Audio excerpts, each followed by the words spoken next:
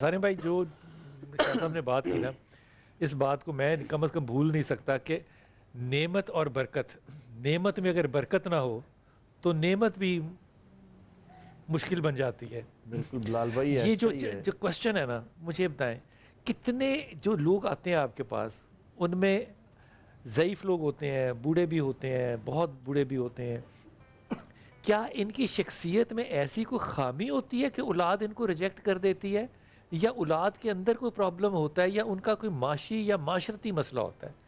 معاشی مسئلے والے بھی بلال بھائی، اگر اس کو آپ ویسے دیکھیں نا تو کئی چیزیں ہیں اس کے اندر۔ صرف ہم یہ نہیں کہہ سکتے کہ مقصد، میں اب آپ کو ٹائم بھی نہیں ہوگا اتنا، لیکن میں نے ایسی بھی ماں دیکھی ہے، بے شک وہ اپنے پیار میں تھی اس کے ساتھ، اولادوں کے ساتھ، لیکن اس نے اولادوں کو نست و نابود کر کے رکھ دیا۔ 2 بچوں کی ڈیتھ ہو چکی ان کے، بیٹیوں کے گھر برباد ہو گئے ان کے، ماں نے صرف اس کی اپنی شدت پسندی میں، ماں کی۔ میں اس لیے بات کہہ رہا ہوں کہ اکثر جب ہم ماؤں کی باپوں کی تعریفیں کر رہے ہوتے ہیں تو لوگ ہم سے اختلاف نہیں کرتے کہ آپ کو تو پتہ ہے کہ میری ماں نے کیا کیا، میرے باپ، اس لیے میں، لیکن ہاں کیونکہ ہم بات کر رہے ہیں ایک نارمل، اس میں جو یعنی میجورٹی جو ہاتھوں پہ بج رہی ہے، میجورٹی تو بہتر ہے ہماری، ہماری ضرورت نہیں، مجھے یقین ہے آپ کی بھی ضرورت نہیں، جتنے اس محفل میں بیٹھے کسی کی ضرورت نہیں کہ ماں باپ کے آگے اف بھی کر جائیں، ٹھیک ہے نا۔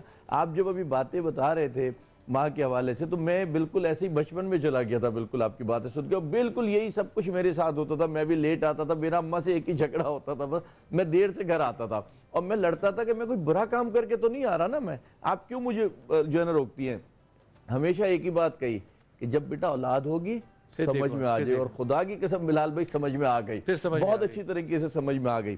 اب آپ یہ دیکھیں کہ چلیں یہ تو ایک الگ چیز ہے بلال بھائی، جو خواتین اس طرح کی ہیں جو کہ گھر بھی توڑتی ہیں، اور وہ سائیکوٹک ڈس آرڈر کوئی ہوتا ہوگا ان کا، ہے یہ کم ہے یا زیادہ ہے؟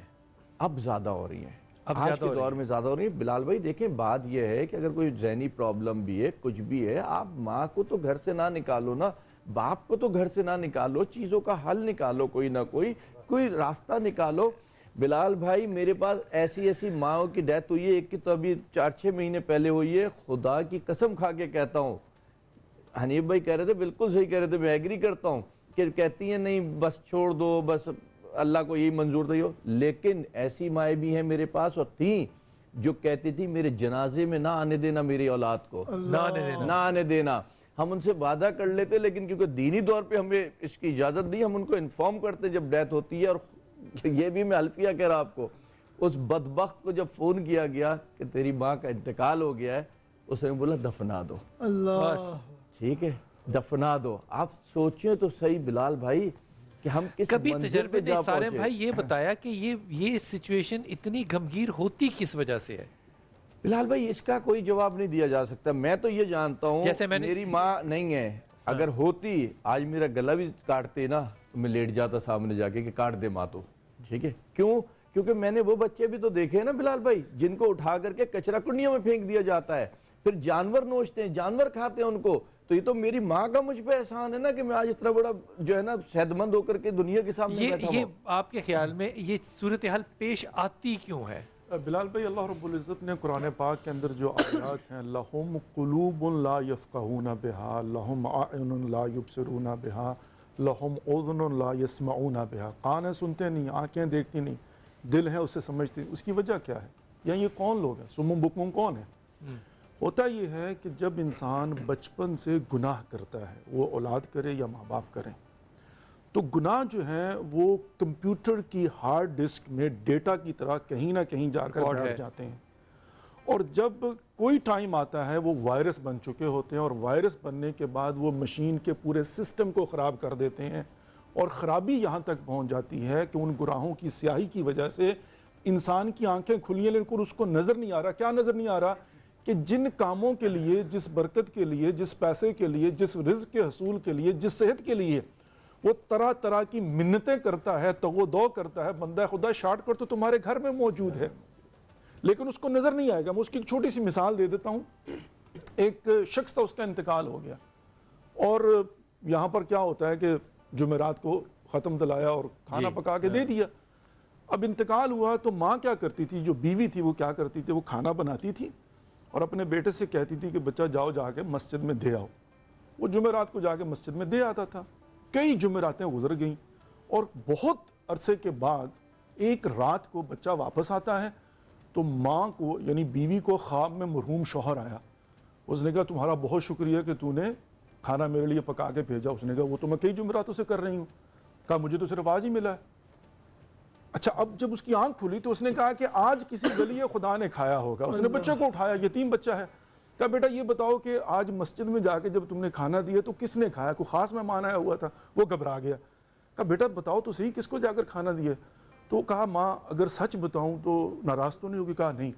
कहा माँ बात यह है कि जब तुम मुझे खाना देती थी ना, मैं ईमानदारी से जाके मस्जिद में दे आता था, भूख मुझे भी लगी होती थी, बर्दाश्त करता था। कहा कल रात मुझसे बर्दाश्त नहीं हुआ, मैंने मस्जिद की दीवार के साथ बैठकर वो खाना खुद खाया।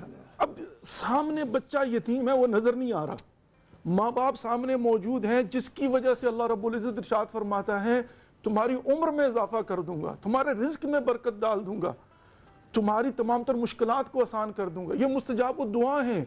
तो अब उसको नजर क्यों नहीं आ रहा? इसलिए कि आंखें खुली हैं लेकिन नजर नहीं आ रहा। ये बरकत के दरवाजे हैं जो खुदा ने रखे, ये खुदा तक पहुंचने का शॉर्टकट है। और वो नहुसत के दरवाजे खोल दिए गए हैं, और जब नहुसत के दरवाजे खुलते हैं फिर क्या होता है? अपोजिट होता है। अच्छा, आप जितनी मर्जी कोशिश करें कि हमारा दिल बदल जाए, हम वापस अपने मौजू पर ही आएंगे। खुदा की कसम बात सच्ची है बिल्कुल। यार बात ही नहीं हो रही मेरे से। ताईद में अर्ज करता हूँ, अल्लाह की तौफीक है, हमारे सोच की बात नहीं थी। मैं 7वीं 8वीं 9वीं क्लास में था तो वालिद साहब को अल्लाह को मंजूर था तो फालिज हो गया।